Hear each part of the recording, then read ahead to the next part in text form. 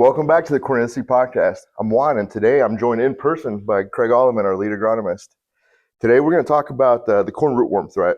We're going to jump into some root digs, some of the things you need to pay attention to, and a little bit more about some of the management strategies that we have here at Cornelius Seed.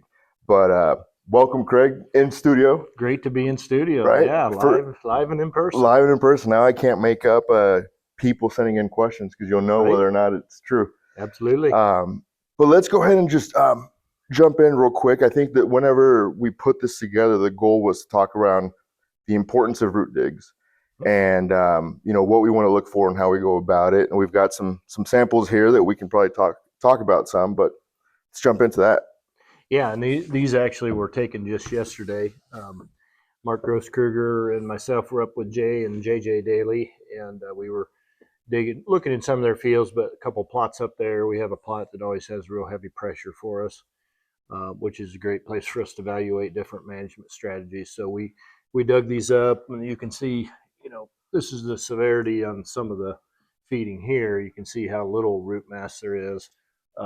So it's a good plot to get a barometer. And then this is the same hybrid here, and you've got hybrid, and all these were rootworm hybrids, rootworm traded hybrids. So we've got Smart Stacks Pros. We had a full rate of a granular insecticide applied. That strategy is what we would use under heavy pressure right there. But we also did on this particular hybrid, we had treated with TS201 and without TS201. So TS201 is the new biological product that we tested last year and now again this year. And there's almost no feeding on this one that has the TS201, and on this one here we do have some feeding. Pretty good, decent control anyway, but significant difference, and you can just see the difference in the root mass itself is much better with the TS201. Now we'll want to back up a little bit, because just in looking into the folks that have been tuning into this podcast, it's been longtime veterans and a lot of folks that are experiencing corn rootworm as an issue for the first time for them. Something that's unique about the Cornelius country footprint as to where we sell seed is you can go through and look up at a heat map for corn rootworm pressure, and that's our footprint. That's almost our exact footprint, right? And so, just real high level, why is corn rootworm a problem for the growers in our area, or why could it be? Well, it's something that's been around forever and has developed over time. But you look in that footprint across northern Illinois and across northern Iowa, those have been long-term, continuous corn acres for years and years and years. And there's plenty of guys that do a corn bean rotation or a corn bean or 3 years of corn and beans. But there's a lot of, fields in there that have been 20, 30 years continuous corn. So where this is a pest that we find in continuous corn for the most part. Now there's a couple of variants that we'll talk about a little bit, but for the most part in continuous corn. So that's the kind of area where we grow a lot of continuous corn, where the pest just continues to get, bigger and bigger, more and more of it, and we have to deploy several control mechanisms to be able to just grow a decent crop. And usually when it's found, it's almost always too late, and it's right after a wind event, or a derecho, as most people become common with. Yeah, when we're doing root digs, we're really evaluating, a couple of things. But number one, we're evaluating the control mechanism that we're using. And then number two, we're getting a good idea what kind of pressure we got there, whether we need to beetle bomb, things like that. So I'll go just real briefly into the control methods that we kind of deploy today. The most common is going to be a genetically modified rootworm product, whether it's a Smart Stack or Smart Stack Pro, and there's others out there, Duracade, Durasect, new one coming out from Syngenta. But those are probably the main ones that we use today. Now, where we have heavy pressure, we are always recommending at least two different control methods, because the pressure is so heavy. No one of these methods will control it. It will overcome, even with the genetically modified traits. It has to eat a certain amount of root tissue before it kills the pest. So if you have heavy pressure like we encounter, you're going to have root feeding that's not acceptable. And we're going to have lodging. We're going to lose yield because we don't have enough root surface there. This is why when the wind comes, the roots have been ate up. Yeah, the wind will expose it because the roots, you got a root system like this or this right here, you get a wind event, you've got no brace roots that have went ahead and anchored that, you're just going to have a lot of lodging. So driving along, and especially out here in Iowa where we have a lot of hills, you can see out over fields, really easily. You get that real mottled look, and you can pretty much tell that you've got probably rootworm issues out in that field. And then we get to go out there in 100-degree weather and do root digs and evaluations and things like that. But we really have 4 approaches. The trade, again, will be the number one. The old standby that we've used forever is just a good granular insecticide like a Force or an Aztec that we put on dry. They're dry granular that we put on with the planter. There are some liquid formulations of some of those too as well. Beetle bombing is another one that we use a lot of, and that's where we're going to go in and spray these adult beetles in that July-August time frame and try to kill them before they have a chance to lay their eggs, because a rootworm's going to lay their eggs in August mainly, and then that egg's going to overwinter, and then it will hatch out in the springtime, usually around end of May, 1st of June. That egg will hatch out into a tiny larva, just a little white worm, and it will feed then on these roots until it gets big enough to pupate and then come back out of the soil as an adult beetle, as a corn rootworm beetle. And at that time, we worry about them clipping silks, when we're trying to pollinate our corn. But then they're going to get back into the ground at the end of their life cycle in August. They're going to go down into the cracks in the soil and lay their eggs, and it's going to be there next year, mainly in a continuous corn. I mentioned a couple of the variants in Illinois and up into Wisconsin.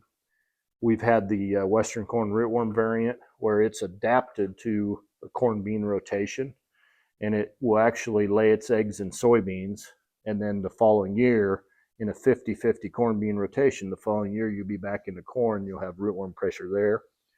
In Iowa, for the most part, you've got the extended diapause, which is the northern corn rootworm, and they'll lay their eggs in corn, and a certain percentage of them will hatch the next year in that what would be the next year of corn. If you plant soybeans, that's not a problem. Rootworm does not affect soybeans, but a certain percentage of those eggs will lay dormant for a year, and then when that field comes back into corn the following year, those eggs will hatch out and eat the roots of that first year corn. So this is what you're calling extended diapause? That's the extended diapause. That's from the northern corn rootworm.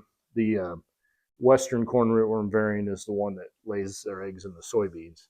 But both are just ways that the insect has adapted to survive, the corn soybean rotation, which kind of has taken over a lot of our areas, in the past 3 or 4 decades.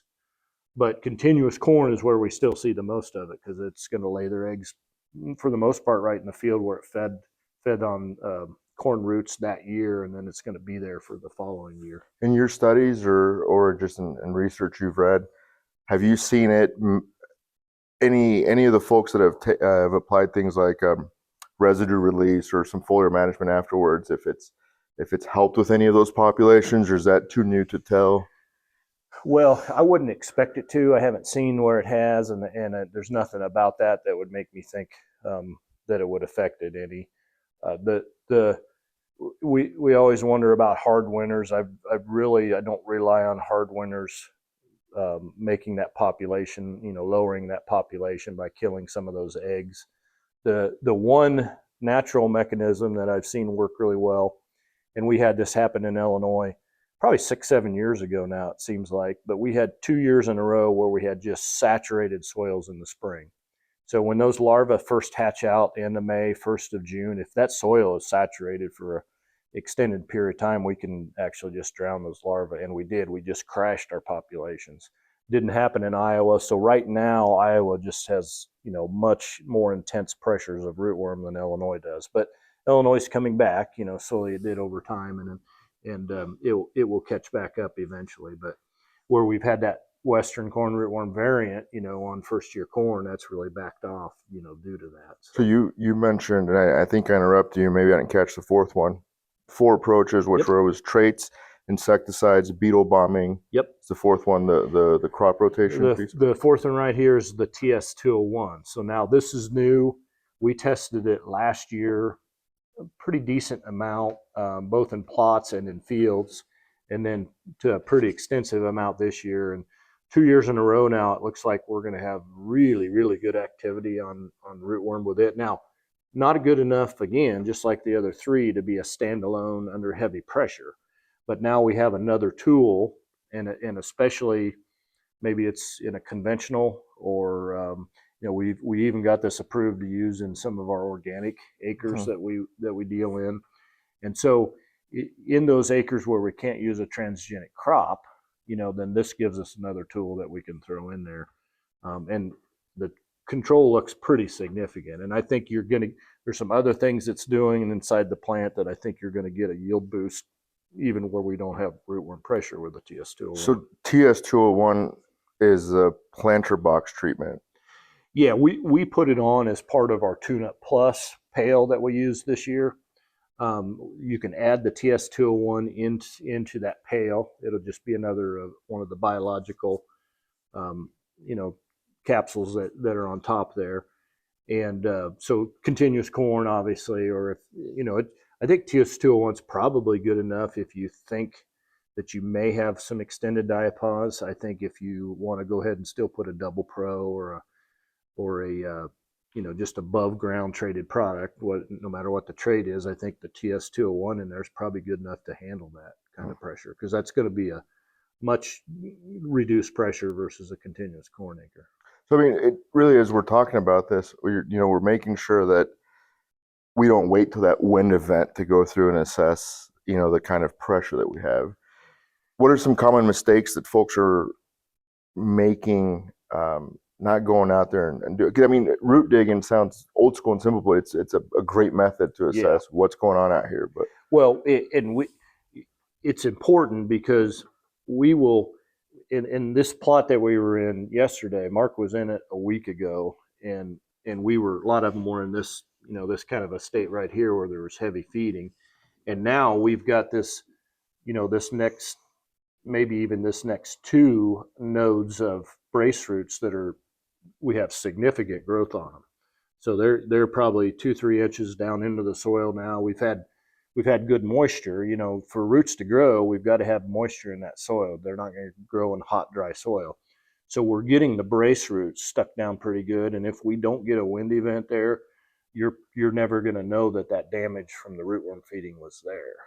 Okay, it won't blow down. It's going to anchor here pretty shortly, and you won't have that blow down, when you have a wind. So if you want to do a true evaluation of how your program has worked, how your rootworm management program has worked, you do need to get out there and dig.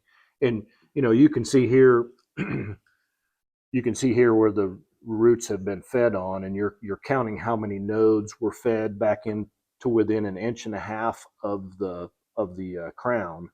And that's the Iowa State node injury scale that you may have heard of, or people will have heard of.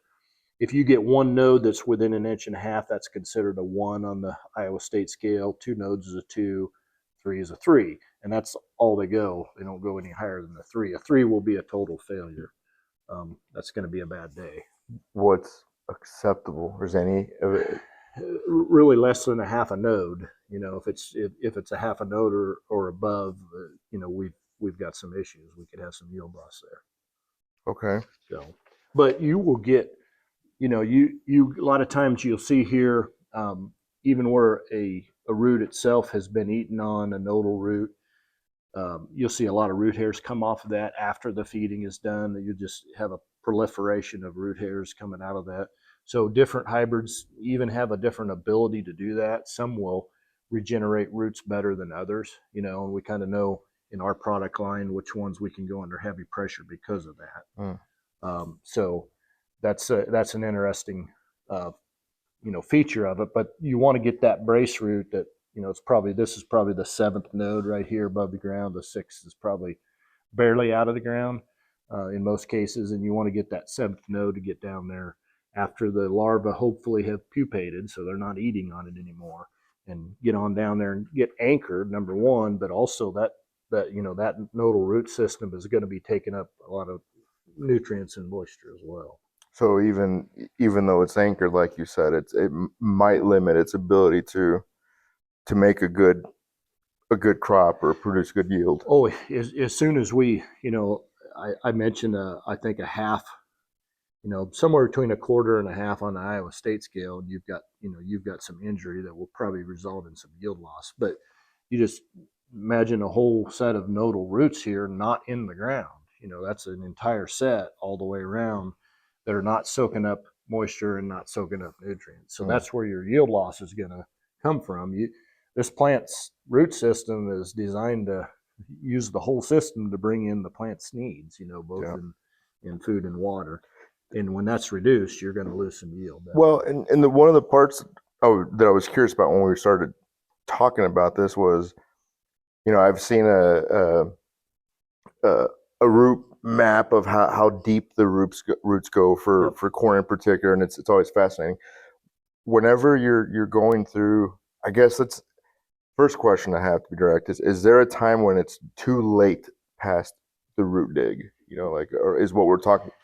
There's really not. I mean, obviously, if you go out and dig these roots in October or November, so you may have some of the breakdown, the rotting of the organic material may have occurred, but up until the time when you're harvesting, you should be able to dig these roots up and tell whether they've been fed on or not. Is there a particular method that whenever you're training your kid to go out there and do it, do you say, go in this far and Nope. No, there's not. You're walking as big of a sample as you can handle on a 90% humidity day, which is the way it usually is when we're out here doing this. And rootworms there'll be some areas in the field where they're very heavy, the pressure, and some areas where they're not. And that's just all about where the beetles went and laid those eggs. I can see a differences a lot of times on one side of the hill versus the other. And if you can imagine, westerly winds in the summer, in August when those beetles are flying in, they may want to get on the backside of that hill or whatever. But you can see, the following year, the pressure, it's going to be a lot of times down long hills and in the bottoms and things like that. There'll be areas that are unaffected. So if you have someone that's new to this type of damage, is there a certain amount of percentage? What I'm trying to find is you talked about the Iowa Extension Guide where it kind of gives you some guidance on the nodal roots, but is there something on if this much of your field is an issue, you should really consider the beetle bomb or not really. I mean, that's up to you to decide whether you can withstand the kind of damage that you're seeing out there in that field. But if you're seeing severe damage in any area of the field, the potential is there in the rest of the field to have that damage. So again, where you're just evaluating whether my system is working correctly or not, that's what we're trying to do here, and then make changes based off of that. Now, this is a BT4P here, this particular hybrid, so that has the RNAi technology that's in the SmartStack Pros as well. That you can get just as much or even more feeding, with these hybrids, because it still has to eat enough root material to get the product into where it will die. So you're going to have plenty of feeding, but with that RNAi technology, we're going to have much fewer beetles escape that technology than we did with any of the older stuff that we're currently on the market. So that's helping control next generation's adult population, or the population. That's our recommended under multi-year, very heavy pressure rootworm. We want to have a pro out there. We know it's not going to take that kind of heavy pressure by itself, so we're getting a secondary control method out there, whether it's a granular insecticide, TS201, beetle bomb the year before, combination of 2 or 3 of those, because we know we need to reduce the population that's feeding, but we also know under those heavy, heavy pressures, we're going to have way less rootworm come out of the ground. And if we're 20-year continuous corn and we really need to be corn, if we're in a dairy operation or whatever that decision is, we need to reduce that beetle population for the following year. So that's why we're using a Smart Stack Pro type product. Okay. Well, I mean, I think I've beat it pretty good. Really, the goal behind this was we need to make sure we're going out there and, assessing, is our management program working? And we're talking about here at Cornelius Seed, you have a multitude of options, right? Whether you're a conventional grower, Yep. We have some planter box treatments, and then on the traded options too. Correct. Yep. From a multiple. In the TS201, we have a lot of growers use conventional corn, and it's still a very viable, option. I'd say our acres are probably growing on that. But this TS201 is a great option there. We don't have the transgenic option. We have that granular insecticide option, and now we have another really good option to stack on top of that. So where we would only have had two options before, now we have three in that situation. Oh, that's still to be announced, but it sounds like the TS201 is showing activity on some other insects, potentially some above ground insects as well.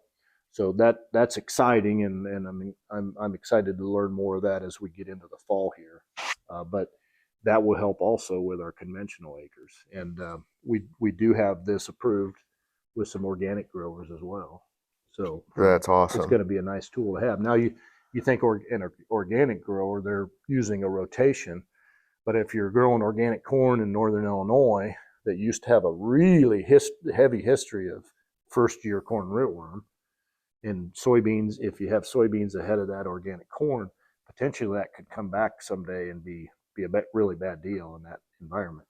So to have the TS201 sit there and ready could be a really good deal. Oh, absolutely. That's what's really neat about this is I guess what's neat about being in the corn rootworm capital of the world, it feels like, is that we have so many trials that I would say out there. Right? We have some customers that have been 32, 33 years plus of corn on corn, and then in all the soil types. So not only there's all of these management practices that we have, but then just the products that you guys choose when you're going through, it's kind of tested in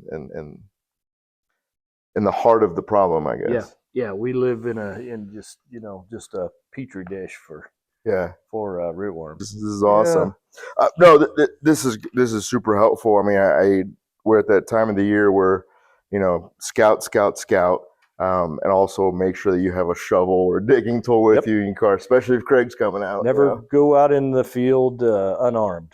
So always have a shovel, because whatever you see on the surface is probably related to what's going on underneath. So we talked about root digs, but right now, when do we need to worry about looking at silks and if silks have been getting clipped? Well, just as soon as they start coming out. Okay, that's going to be the main, the rootworm beetles, they're going to feed on the silk and the pollen. So that's going to be their main feed.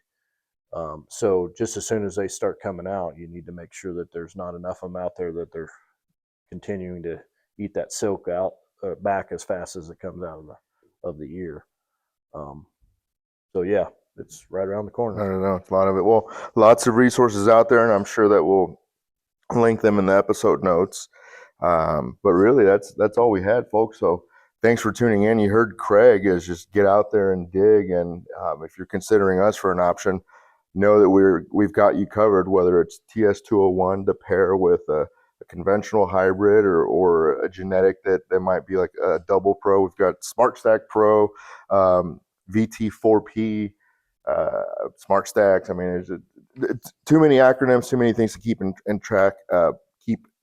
track of, but that's what we're here for. So if you have any questions, you want to know more about one, Power Core Enlist. I mean, is that another one that's helping us as a mode of action against rootworms? Yeah. No, not the Power Core Enlist. That's above ground only.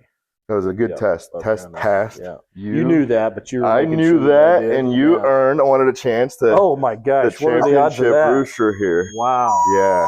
So my gift to you. So whenever you're out there digging, you're scouting, and get someone's attention. You got the or make rooster. someone wonder what the heck is that. Yeah, exactly. Yeah. So I could use that with Tyler, I think. you could, and if you need a hand, I've got you covered as well. Man, A little bit of everything. I've that's all amazing. kinds of things back here, but no, that's all we have for today, folks. So thanks for tuning in, and until the next one.